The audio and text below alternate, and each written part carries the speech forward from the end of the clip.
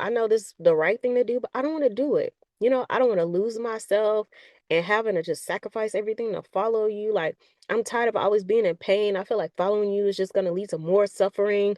Like, I just, I know that you're good, to an extent. I know that this is the right thing to do, but like, I don't want to do it, right? And I'm just having a very honest, transparent conversation with God about like our relationship and what's been going on.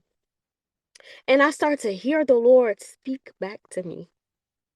And I've heard the Lord before, I've always been prophetic, and so I have dreams. I hear the Lord saying stuff, and I'm reading the Bible. He'll point stuff out, but this was different. And this was the most clear that I've ever heard him. And so as I am hearing God talking to me very clearly, I'm writing it down and we're having a conversation. And I'm like, oh my, what are you having? I'm having a conversation with God right now. It was just so weird. Like, wait a minute. Like, we're actually going back and forth. Like, I'm hearing the Lord in real time. He's responding to me and I'm responding to him. What is happening? When will my reflection show who I am inside? Hey there. So, if the title of the thumbnail caught your attention, you are in for a very interesting journey with me. Okay. Typically when somebody tells their testimony, they're basically giving you, like, hey, I went through a whole bunch of chaos, a whole bunch of mess, a whole bunch of just terrible things. But I made it out on the other side. Look at what the Lord has done, right? And so they're usually giving you the story from, the finished part, the aftermath of everything that happened and the success or the victory that they achieved. But this is not going to be that, okay? Now, what I am about to do is take you on a journey that I am still currently in. So, I haven't gone through it all the way. I haven't made it to the other side. I do not necessarily have any success stories to tell you, but I will be sharing with you this journey that I'm on of basically radical obedience to God and what it's actually looking like, the sacrifice, everything that's involved. Like, I'm living this out currently. And I'm only doing this because I really feel led of the Lord to do it. And He's confirmed it to me several times because I'm one of those people where I'd rather have that look at me now moment, like, yeah, I went through this, but look at me now. I made it, right? But I haven't made it. I haven't made it at all. But I know that everything that God does is intentional. I know that there will be people who will watch the videos that I'm about to produce and will get something from them. And I know that in the process of putting myself out here and being vulnerable and being transparent, just being very radically honest about what I'm experiencing, that it will probably help me too. So, if you're new here, hey, beautiful souls, I'm Kai, and this is Reflections with Kai. Now, this channel is a space where we reflect, we heal, and we grow into who God says we are. And if you've been feeling stuck, unseen, or unsure of your identity, then you are in the right place. We talk about a lot of things over here, but I think that this series, because I do believe it's going to be a series, is going to be a turning point of such. And what I really love is that if you stick with me throughout this journey, I definitely believe that as you see God moving in my life, you'll be encouraged and inspired that He will move in your life too. Even me just talking about these things right now is a test of faith because, again, I haven't made it to the other side. All right. But let's talk about it. Let's talk about what we're doing, what's going on. Okay. So, I don't even know where to begin. But basically, I want to start with saying that I grew up in the church. I grew up as someone who knew what to do and what not to do. I was aware of the word. My family was very religious. And you could say that I learned how to be the good girl, the girl who knew all the rules and knew how to follow them. The girl who believed that if I do everything that everybody is telling me to do, then I should get good results in life, right? Everything should just work out for me because I'm doing the good thing. But what I had to learn to realize is that being good and obeying God and having a real relationship with Him were actually very different.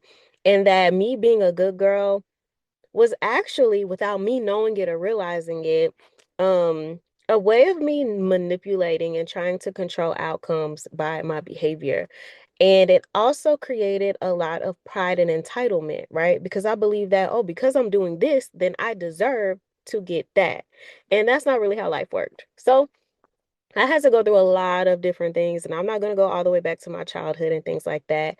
But I'm going to bring you to this point of where here I am, the year 2022, and my divorce has just been finalized. And my marriage and what led up to my divorce is a story in and of itself. But praise God, praise God.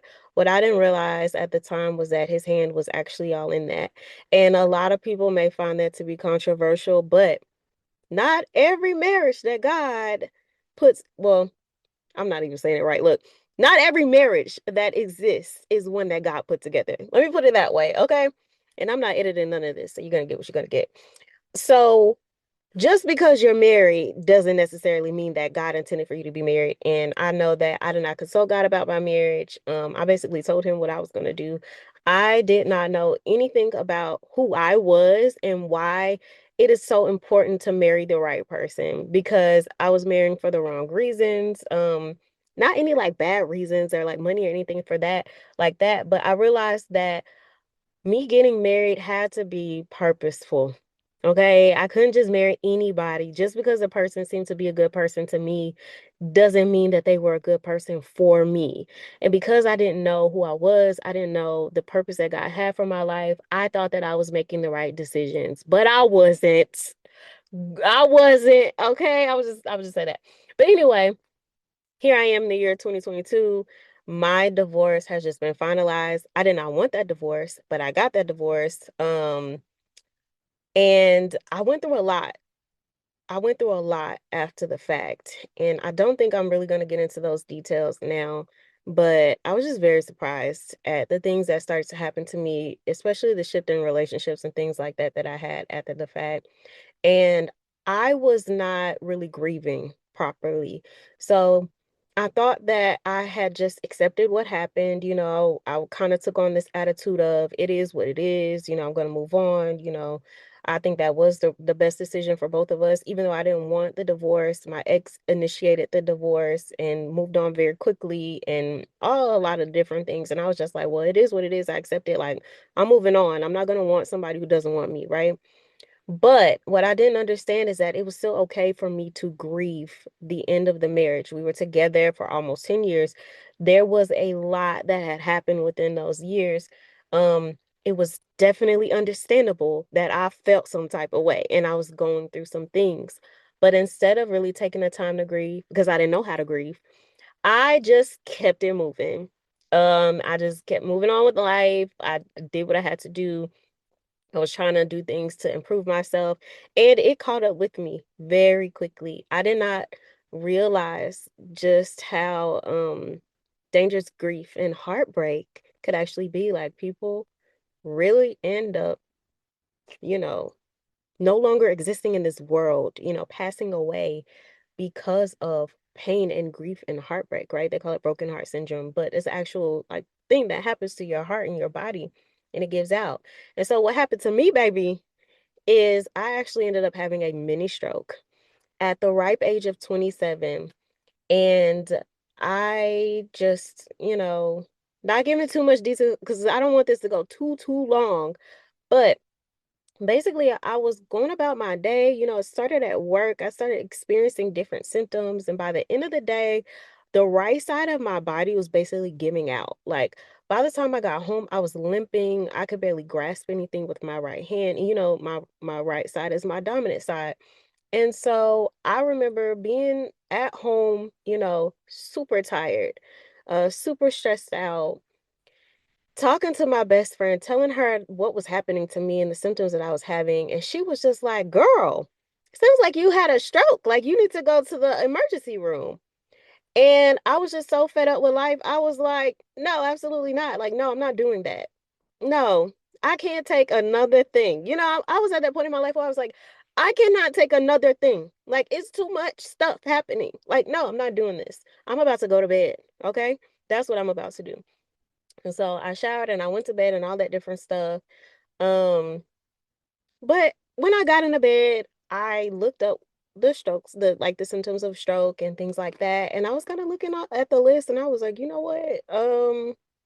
Maybe I did have a stroke. I don't know. Like I'm getting all the symptoms. And so it really required me going to see a doctor and I just really didn't want to do it. But what I did was I said, I'm gonna lay down, I'm gonna wake up, depending on how I feel, if I'm still struggling with things and stuff like that in the morning, then I'll do like a virtual, I forget what they call them, but when you can speak to a doctor virtually.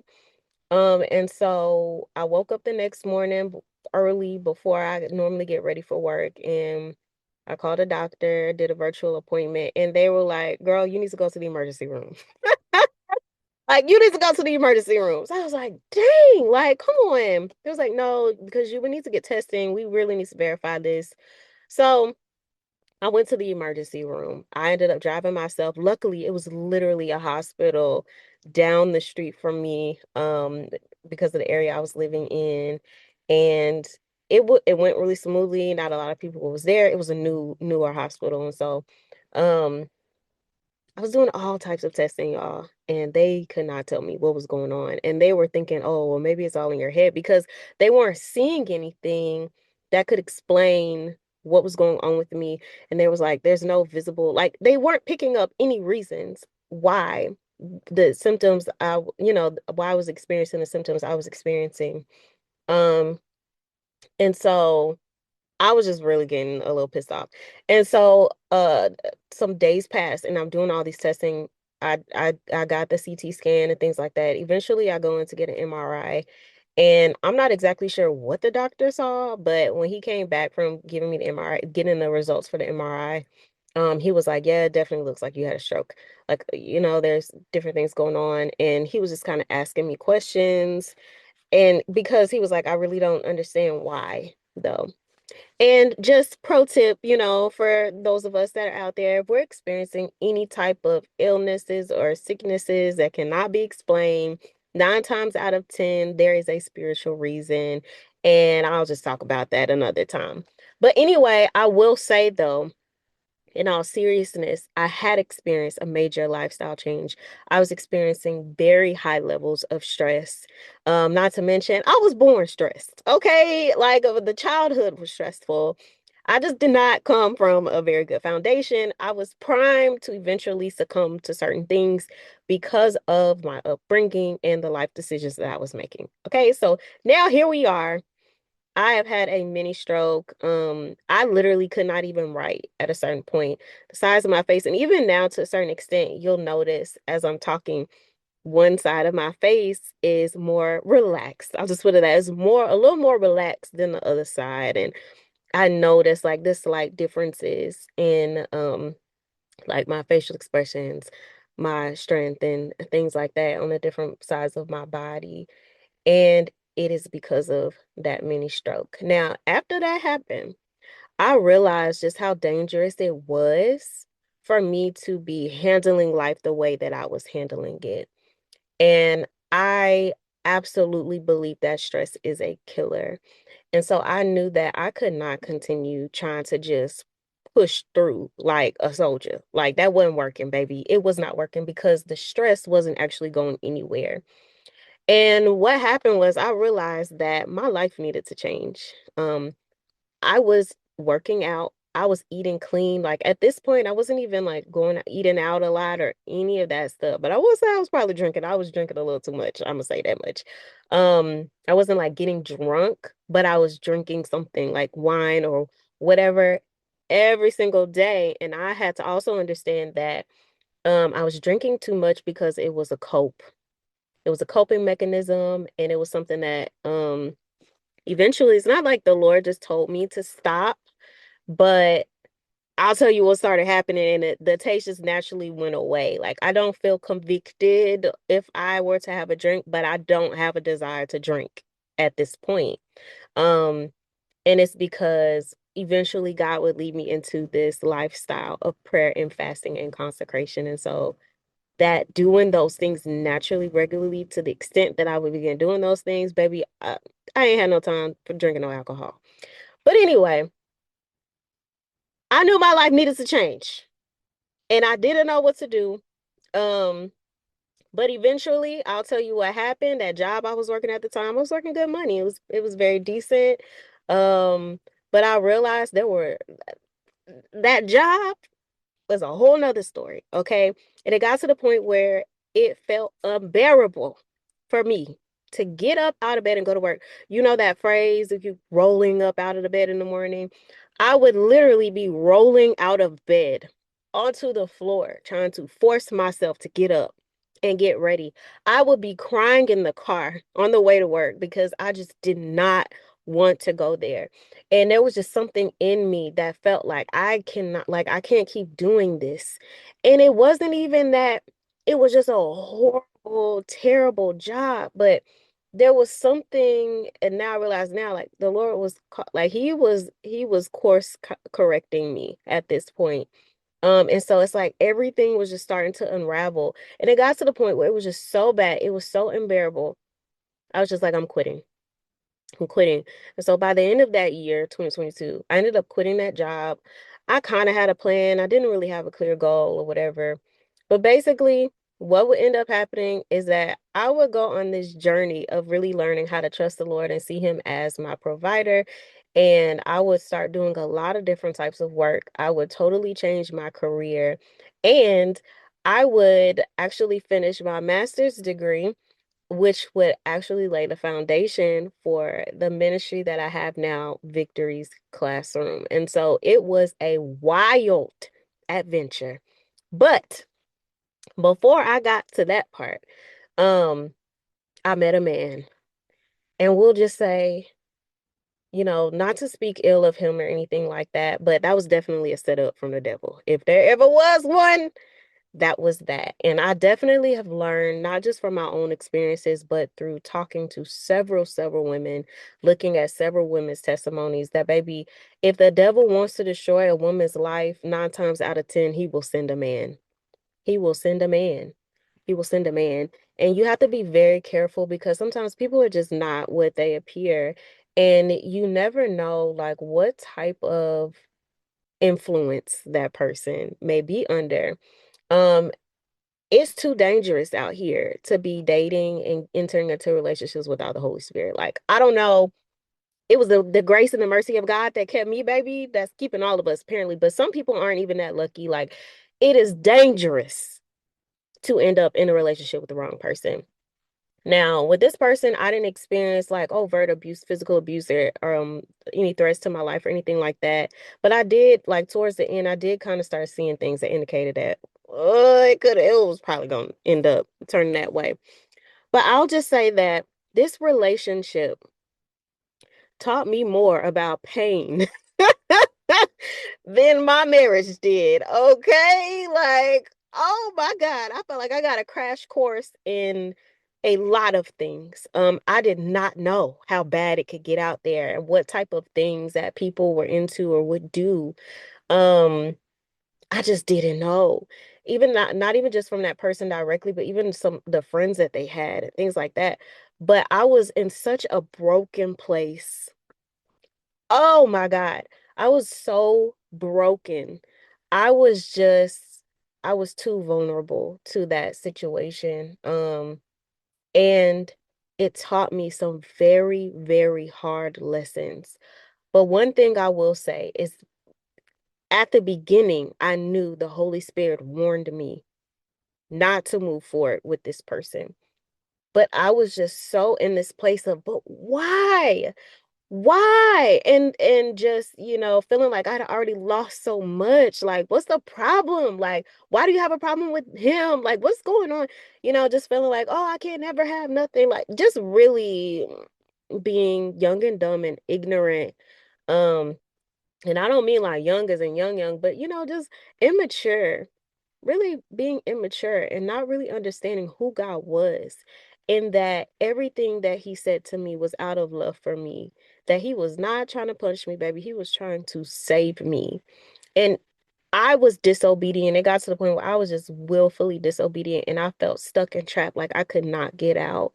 And I mean, I was going through the mental torment, the warfare that I was going through being with this person. I have never experienced anxiety so bad. Like it was bad. I never had peace. It was always something. And it was like pieces of my soul were being chipped away at by me being with this person because I was not supposed to be with them. I was compromising so much. I was just so out of character and just, you know, I lost myself. And I got to the point where I was like, I would try. We would break up and get back together and break up and get back together and break up and get back together. Like it was crazy. And I was like, Lord, like I know that I keep going back willingly, right? But I really don't. Like I don't want this. I really had to get to the point where I was asking myself, like, what exactly am I trying so hard to make this work for? Like, what exactly am I getting out of this where I continue to put myself back in this?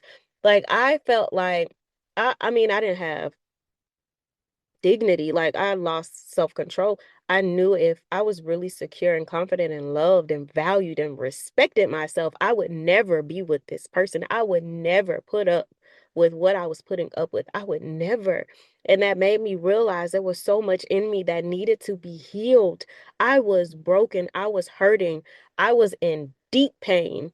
And I was trying to find ways to fill in those voids and those gaps and get validation and affirmation and just get love, like the love that I was looking for that I felt like I just can't get. People just don't love me. Like, people just don't love me. Like, it's been this way since I've been a little girl, I was looking for all of these things and not realizing that they were in God, but I just didn't believe it because my perception of God so far it was religious, it was through the wrong lens. I knew of God, I didn't know him, is what I failed to realize. And so I got to the point where I was just at rock bottom. And I was like, Lord, I just need help. There were times where I couldn't even pray. There were times where all I could say, I would hear my pastor say how, he would go through a similar time. And sometimes all he could do was just get down on one knee and say, help me, help. And I would literally do that. I would just say help. Like that's all I could do, say help. Like I really can't do this.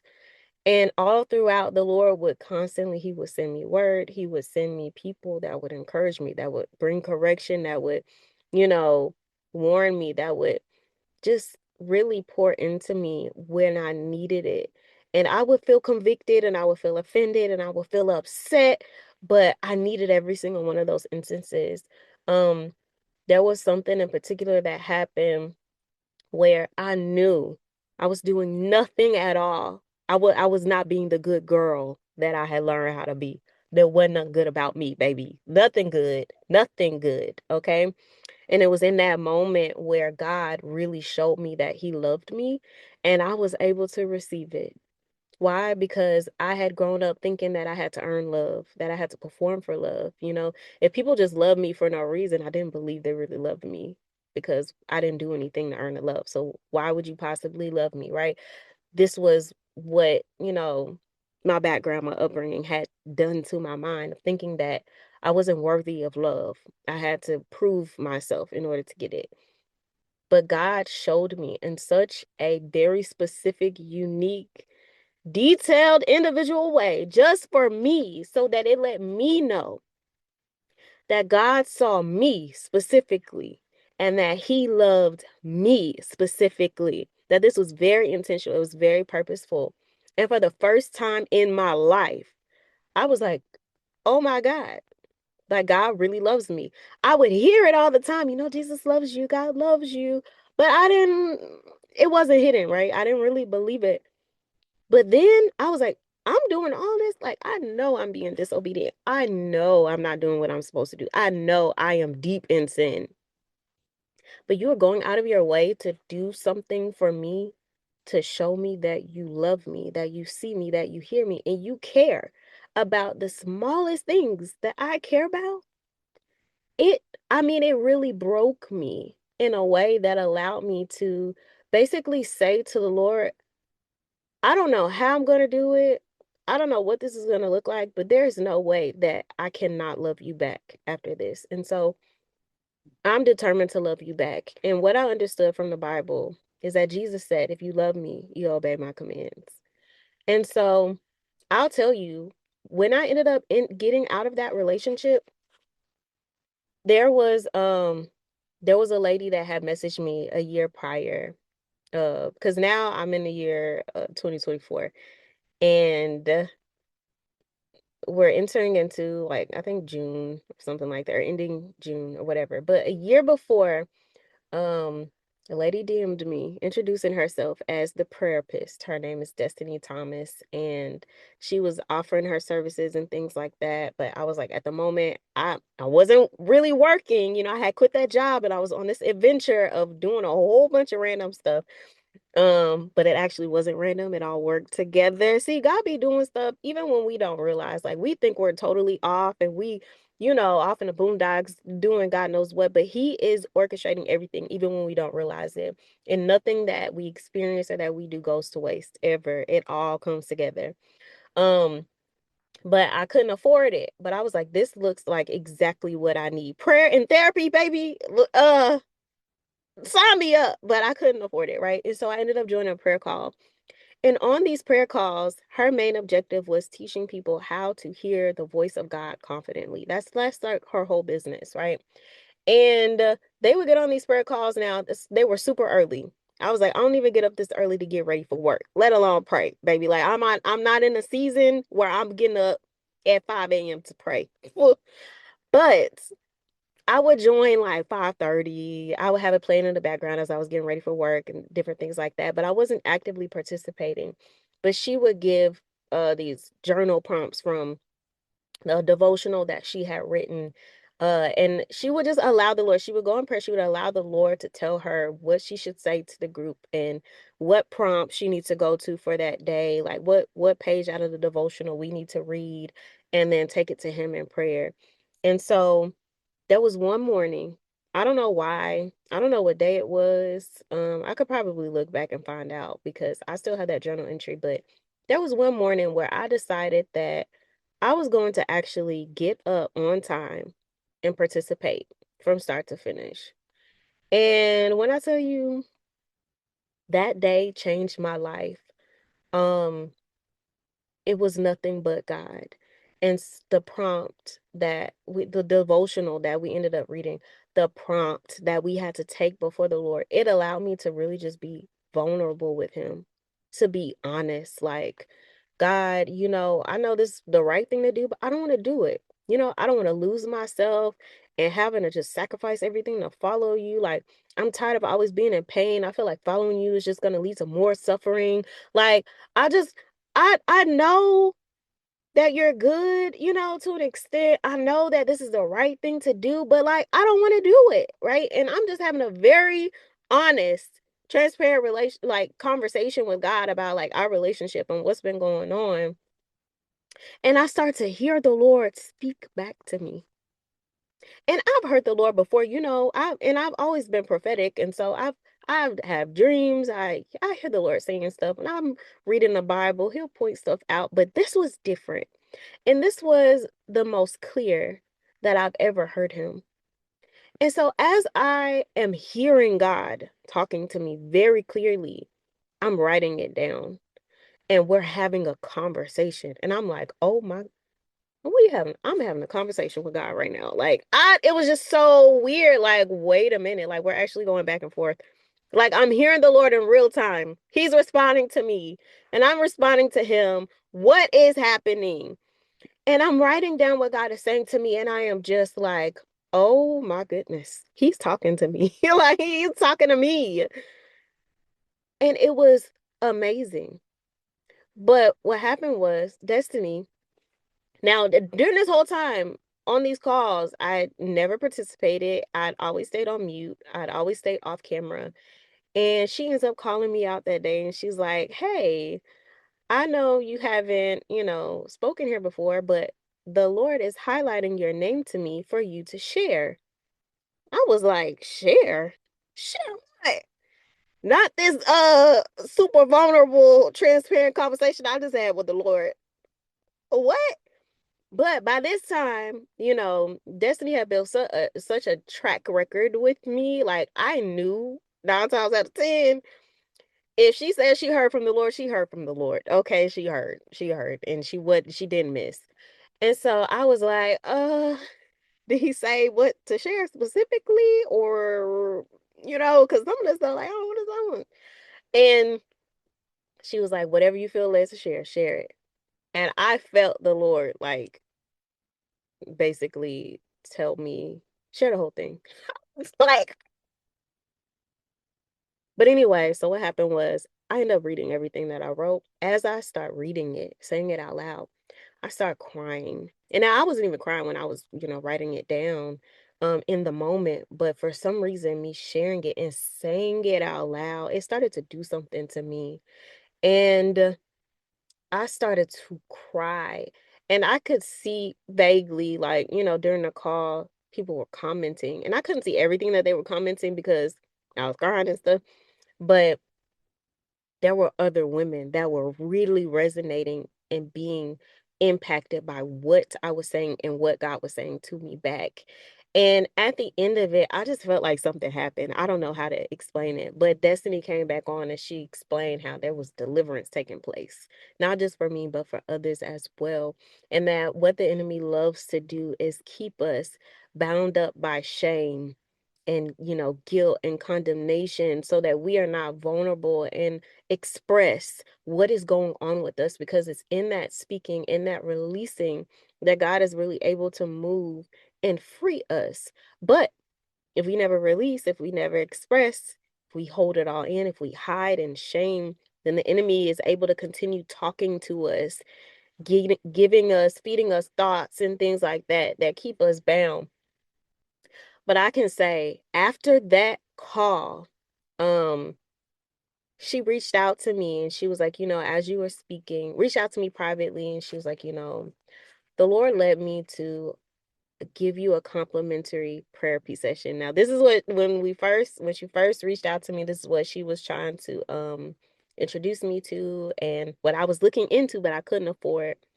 And I was like, oh my God, yes. Now, by this time, we're in the month of July and I scheduled my therapy call.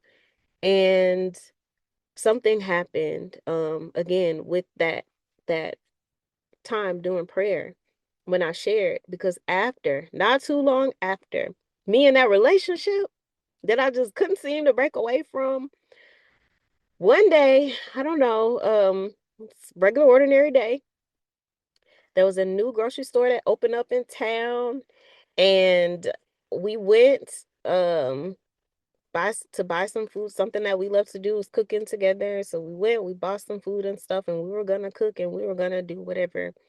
And what happened was he ends up getting a phone call from a friend, and something happens, and we just bring up, it's just a conversation that we've had many times brought up. I catch him kind of in a lie, and I was just that it was just something in me that was just like, yeah, this is it.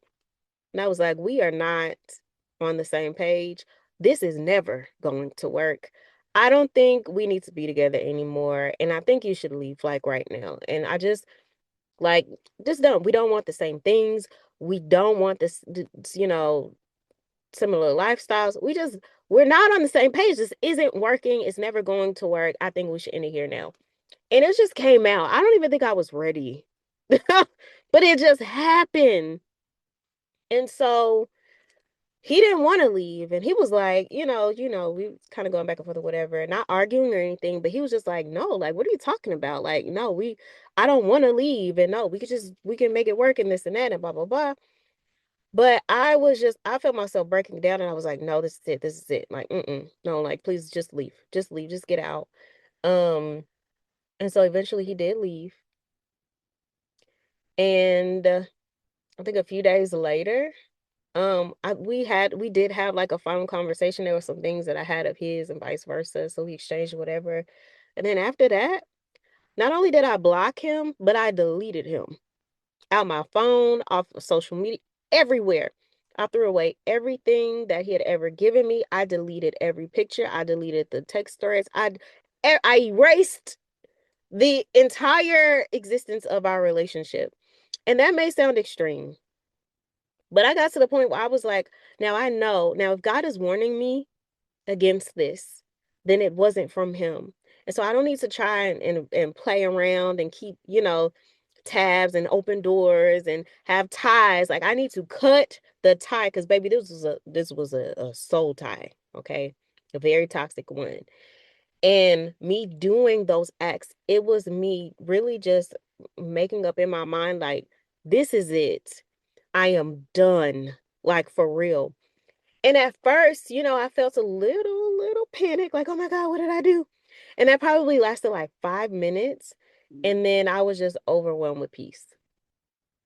I was done. And this time it felt very different than all the other times. Because all the other times I would be crying and I would be depressed and I would just feel this longing for him. Like, oh my God, like I need to get back with him. Like I can't do this. And I would go back. This time it was not like that. The Lord truly stepped in and he delivered me. And he did what I could not do for 2 years straight. And so I was done. And when I tell you, as soon as I did all those things, I started to hear God more clearly than I ever have in my whole life. God began to show me things. He began to speak to me about so much. And I knew that that relationship, it was blocking my progress. It was blocking my destiny. It was blocking my relationship with God. Like it was a distraction and a real big one because I could not believe how I began to hear God after he was out of my life. Oh my God. We have to be very discerning and wise about the people that we choose to connect with. It is nothing to play with. Okay. After that, I had my therapy session. It changed my life because God began to give me details. And I'll just say, after that point, I was like, you know what, God? I surrender. It's me and you. It's me and you.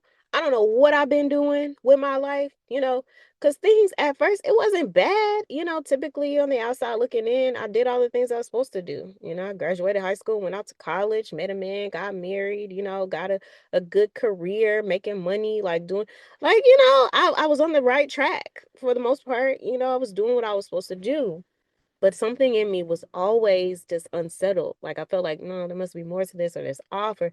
I just didn't have peace. I just wasn't satisfied. And I didn't know why. I didn't understand why. And it was because I was not being who God created me to be. I was not walking in the purpose that God gave me specifically. I had taken on what other people said I was supposed to do, what the world said I was supposed to do, what society standards of success were. But it was leaving me unfulfilled and I didn't understand what was wrong. Now I got to the point where I had had enough. And I was like, God, I want what you want from me. I want what your vision is for my life. You made me intentionally and purposefully. So what am I here for? And I don't want to do another thing until you tell me what I'm here for. And the Lord began to give me some instructions. Because remember, now I'm starting to hear God in a way that I never heard God before, very clearly. So now he started giving me things to do. Like, okay, you said you ready for this. And I wasn't ready. I wasn't ready. Um, he told me to stop eating meat to become a vegetarian. And now I'm on a path where I think I'm actually going to go totally plant-based, like no dairy and things like that either. Eventually later that year, this is 2024, right? So he begins to confirm to me, now you have to go into a lifestyle of prayer and fasting. And when I say fasting, like the Lord, he would tell me. Now there are things I know if I'm like, I want to go on a fast for this. Can I, what do you think?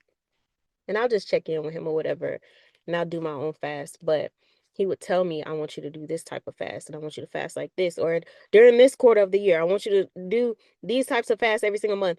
Like the Lord would really give me details and call me to fast, like all of the time. I'm not talking about once a week, once a month. I mean, it would be all types of fasts, all different times for all different things.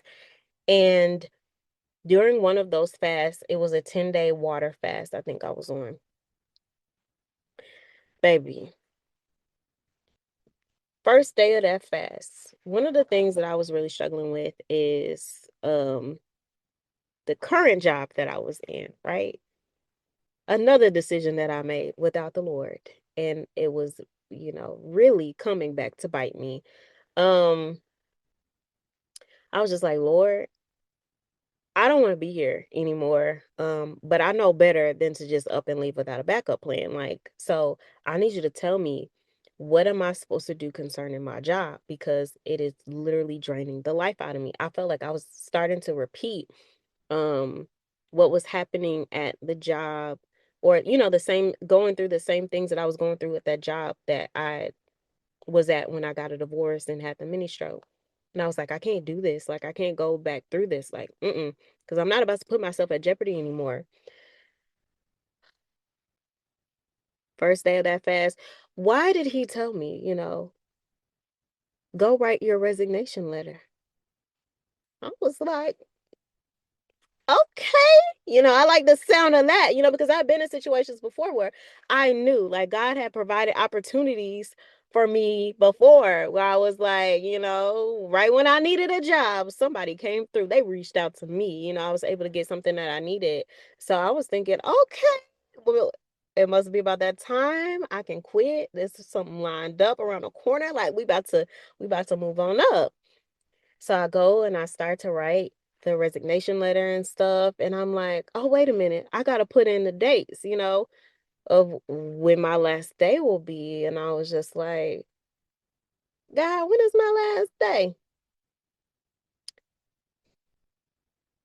Tell me why my last day was supposed to be 23 days later from the day that I was currently writing that resignation letter. And I was like, okay, that's kind of a quick turnaround. I know I've been like applying and interviewing and stuff like that. So I was like, okay, that's a little tight, but God is God. Like, probably gonna have something like just, come out the woodworks or something, and I'm gonna be working a new job then. And so I write up this letter and I have it saved, and I know when I'm supposed to give it to my supervisor. And as this as the time is passing, I go ahead and I put in my resignation letter, and I feel so happy, baby. And I get like a couple offers, right? I'm like praying and asking the Lord, okay, which one? What's next? And tell me why it was none of them. And I was just like, okay, maybe it's something else. Somebody else is gonna reach out. And it's something else. And the last date of employment for me is steadily approaching, and here I am, like the week of, and there's nothing on the table. I do not have a job lined up. I thought I did. I was like, I'm in between two options. I'm praying on it. Oh, and here come a third option. Like, oh, baby. And these were some very good paying jobs. They were remote. They were paying me almost double for what I'm making right now. And I get to be remote. Come on. But I had learned then to just go off of my own understanding and make my own decisions when it came to a job because of what I was experiencing where I was. So the last day at my job comes, and I have no offers on the table anymore. And it has become clear to me that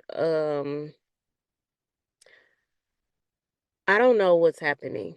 I was like, Lord, I got bills. I don't have a savings because of prior things that had happened. I was like, I don't have a savings. I have bills I have to pay. What are we doing? What is going on? What are we doing? What are we doing? And that would then take me on having to be obedient to the point where it literally ruins my life. Okay. And so let's just say that I did not end up getting a job after that.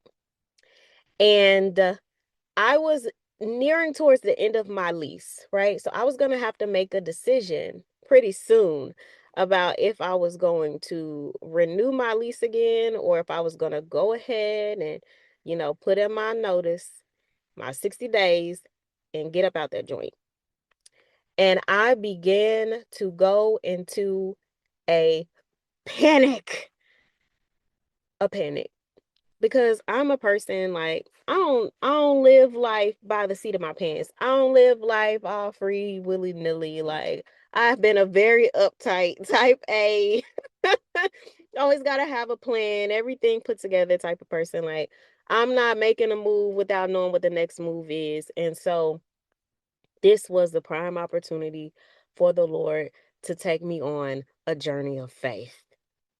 And I am still on that journey. Okay. So I end up quitting that job.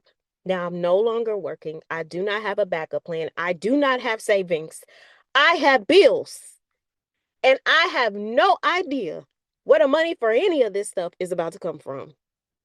So now I'm in a predicament and I need to figure out what the heck I'm going to do. Now I know I hear the Lord. I know I hear him. And now I'm going to have to make a decision. Am I going to continue to trust him and do what I know he's telling me to do? Or am I going to go back to leaning on myself and maybe go back to one of them people I refuse to offer for and tell them, psych, I'm sorry, I changed my mind. Will you take me? But I didn't end up doing that, right? I ended up doing what the Lord was telling me to do. And I'm going to go ahead and I'm going to end the video right here because we have a lot more to talk about. And so let's just go ahead and make this a series.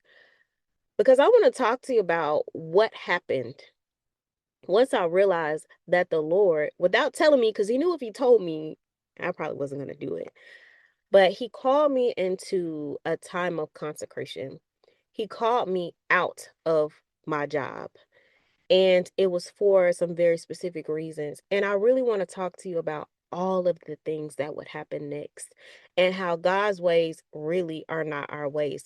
And that even though I'm still in the middle of this radical obedience where I started to have to sacrifice and sacrifice and sacrifice and humble myself to the point where I am literally the laughing stock of my family. People are definitely judging and criticizing me for what my life looks like right now. But God gave me the vision. I'm the only one that sees the vision. And I really want to take you on this journey of what it looks like when you know that God has spoken and you're doing everything that you know to obey. But it looks like everything around you is just falling apart. People are laughing at you and criticizing you and judging you and coming against you for being who God has told you to be. And people are looking at you like, how dare you have the look, how you gonna come over here and tell me this? And how you gonna talk to me about this and do this? Look at your life, right? All of that, okay?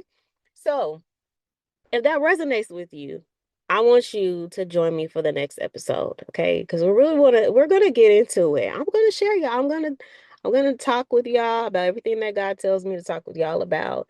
And even though, like I said, I haven't gotten to the other side, I haven't made it to the promised land just yet. The vision is not coming to fruition all the way. We still building, we're still walking on this walk. But I've already learned so much. And I've actually accomplished a lot too. It's funny how much I ended up accomplishing during the year that I was totally broke than all the other years that I seemingly had it all together. Okay. God is something else. And so I just want to leave it there. I really want to encourage you. If you could resonate with anything that I talked about, please stick with me. Subscribe to this channel. Turn on your notification bell so that you don't miss when I publish the next video. Um, I'm going to make this into a series. And we're gonna keep this going until I finish telling you the whole story. I'm gonna carry you on this journey until we get to the other side. You know what I'm saying? Until the Lord tells me to stop. But I'm also going to be sharing other videos as well on this channel because one thing I've learned, and I'll end it here, is that I have allowed just perfectionism or feeling like I had to have it all together, that I needed to show up here a certain way, present a certain way, have my hair done, wear makeup, have the perfect background and things like that, especially because of the environment that I'm in. If I'm not in my car, I'm somewhere where I need the background. Okay. And so it has been very tumultuous. It has been very chaotic. But I have allowed my environment, have allowed, this need to be perfect to stop me from being obedient to God and releasing the things that He's telling me to release. And so I haven't been posting videos. I haven't been on social media. I haven't been doing things that I know that I need to do because I haven't been wanting to be visible where I am right now. And even me making this series, it is me coming out of hiding, being transparent, being vulnerable, telling y'all my business. And if I'm doing that, then, what can anybody hold against me? I'll talk about myself. You know what I'm saying? And one thing I know though is that I refuse to continue being disobedient because I'm not only holding up my blessings because I don't want to get on here and open up my mouth and say what I know the Lord is telling me to say, but I'm probably holding up somebody else's blessings, breakthrough, healing, deliverance as well. And I will not get to the end of my life and be accountable for how many people I was supposed to impact because I didn't want to get on YouTube because my makeup wasn't done or my hair wasn't done or whatever. So here we are. It is what it is. I'm outside right now. The sun is going down, so you probably saw the lighting change or whatever. But let this be an encouragement to you too. I promise you, what the Lord is saying and doing through you will, make your appearance pale in comparison. I know for me personally, when I really needed to hear a word from the Lord, when I really needed somebody to speak to my situation, I didn't care who it came from. I didn't care what you look like. I could care less about it, okay? And if somebody really cares and they're caught up on things like that, they probably really do need to hear what you have to say. But the enemy is just talking in their ear and trying to distract them. Don't take it personally. And so here I am. I hope that something in here blessed you, resonated with you, and piqued your interest to join me. Um, I'm definitely looking forward to releasing the next one. But I just want to speak blessings over you. I pray that the Lord will begin to draw you even more into His presence, that you would come into the knowledge and the truth of who He really is for yourself, that you would have a deep, intimate knowledge of God as everything that He is, so that He can show you who you are in Him. And if that is something that you struggle with and that you really want to learn how to do more of, then you definitely need to subscribe to this channel. Like, stick with me, okay? Because we're going somewhere. We're going somewhere, okay? So let's go together. But anyway, I love you, but just know that God loves you so much more. Be blessed and be encouraged no matter what type of day it is. I will talk to you later.